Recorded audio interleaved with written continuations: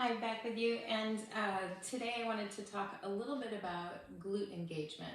Now, glutes, of course, are the back part of the pelvis, and they are the muscle that extends the hip, or if you think of walking, they're the muscle that pushes us off, so pushes us, propels us forward in space. So pretty important muscle.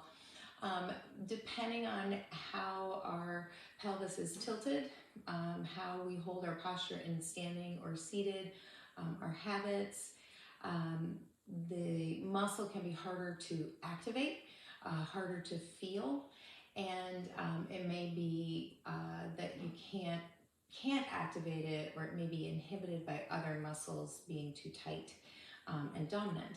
So the first thing that I like to do in order to help them engage is to help other ones calm down a little bit. So the main ones are the quads and the hip flexor known as the tensor fascial lata, the TFL. So that's the leg hip flexor. It's right here in the front of the hip.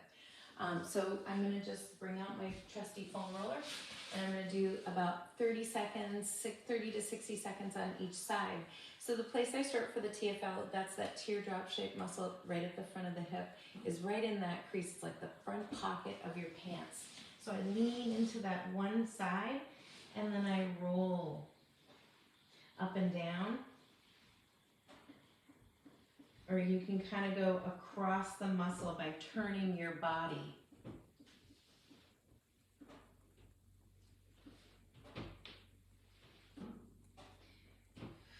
This is a muscle that tightens when we sit. So now I'm going to go down into the leg, so the quadriceps.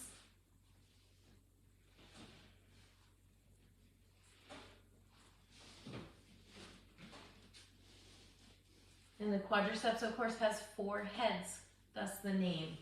So you want to kind of tilt and turn your body a little bit to get at all of those different parts. Good, so I'm going to go to my other side. I'm going to lean into that pocket first. It's important to note I'm not on the side, I'm not on the bones, I'm right in the front, kind of that muscly part right underneath the hip bone. Remember, with foam rollers, you can also just sink into it. Just kind of feel your body weight release towards the roller, and the roller pushes back into your muscles. This one's a tight one. And then you can go up and down. The quad, so the front of the thigh.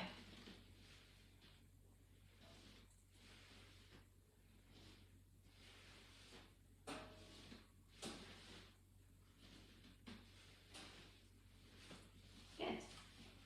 And then just go ahead and place the roller off to the side. So the next part is activating the muscle, right? So we want to start on our backs. Next one is a bridge. I'm going to start with, Kim had talked about neutral spine.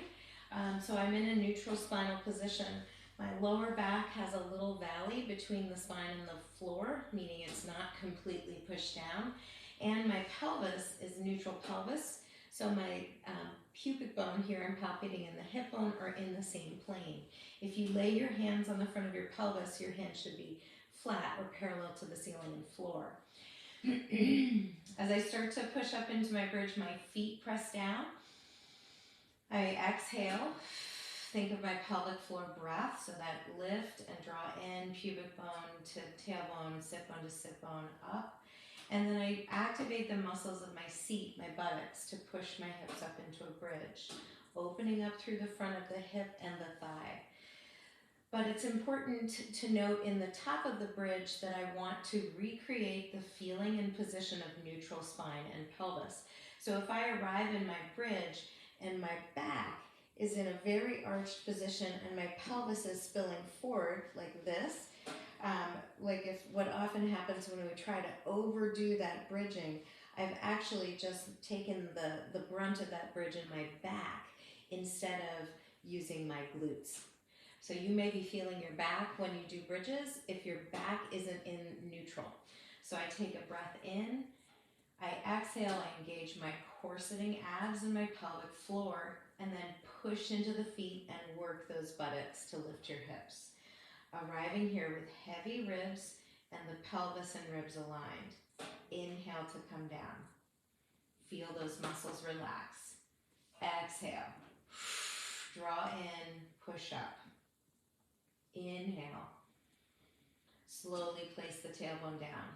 And you would do about 8 or 10 of these. I'm trying to maintain open, relaxed chest and shoulder muscles. And focus in on my neutral spine muscles.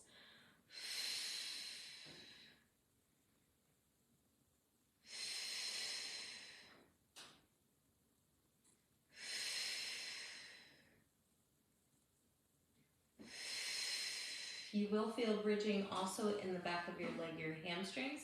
But if that's the only muscle you feel, you may need to adjust your feet distance.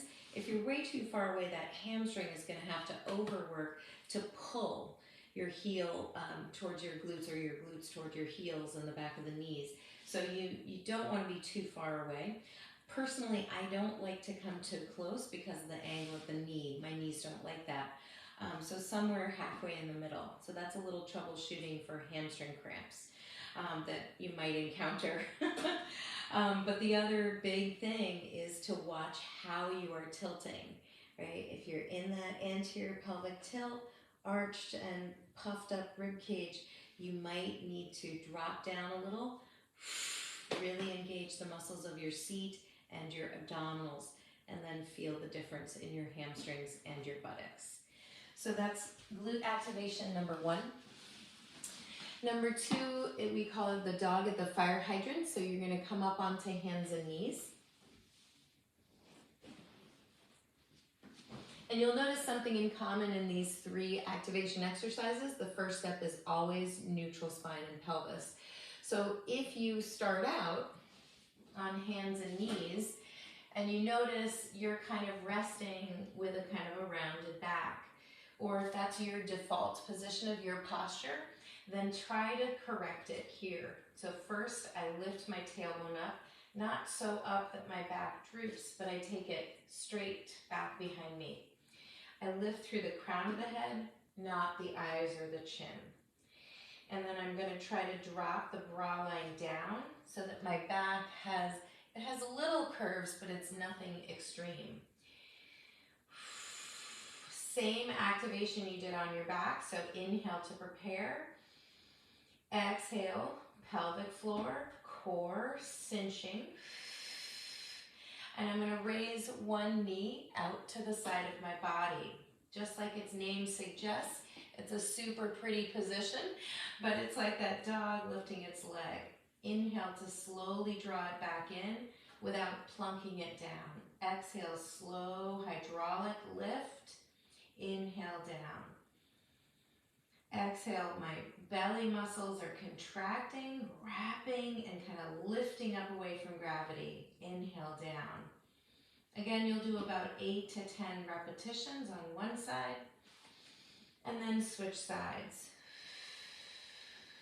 If I give you a quick view of the other side, when you go to do a leg lift and your body kind of buckles and you look at your 2 arms and they look very asymmetrical, you may be overdoing the lift of the leg, which is swinging your pelvis one way and causing your body to kind of compensate.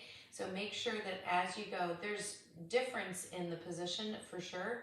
My body weight shifts, but it doesn't distort. And then I come back down. Shift and come back down. So that's the dog at the fire hydrant. Try 8 each side. And then third and final one is the hardest one. It's prone belly down glute squeezes. So belly down, tummy lying is the hardest position, in my personal opinion, to find neutral pelvis and lower back.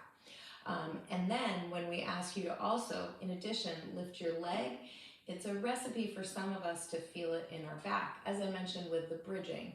So again, it's about reinforcing what is that position where the bones of your pelvis are in neutral so that you get optimal functioning of the abdominals and the glutes, helping to extend that hip. So as I come down onto my tummy, you can pad your head if you need to, or you can put your hands under your forehead. Just notice that your back has curves, right? The biggest curve down is in that lower back. Your upper back kind of curves up away from the mat, and the neck curves down. Now, for many of us, the reason we foam rolled our thighs was that we wanted to release those muscles and the TFL, the hip flexor. If those are tight, they're going to lead us to having our butt up in the air. So we tried to foam roll them, quiet them down, but you may need to press your pubic bone into the mat to feel more aligned through the pelvis. So the first thing I'm going to do before I lift one leg is I'm going to engage my exhale, my core. So that's the lift of the pelvic floor, abdominal wall engages, and then squeeze one glute. I'm literally going to wake it up by touching it. Then try to lift the leg without my body shifting, and then put it down. Inhale, my body relaxes and expands. Exhale, I go to the other side. So my first thing is my core and my pelvis neutral. Then I try to engage the glute to lift the leg. I do feel my hamstring, that leg muscle kicking in, but if you are only or you're dominating with that hamstring, your leg will come up something like this, a bent knee. So try to activate here first, the buttocks first, then attempt to lift the leg. You'll feel a difference. You'll feel a little bit less shifting on your hips and on your pubic bone when you lift without overdoing the hamstring. Again, when you're doing one-sided work, do 8 to 10 of each side. So there's your quick little workout to help activate your glutes for better pelvic floor functioning.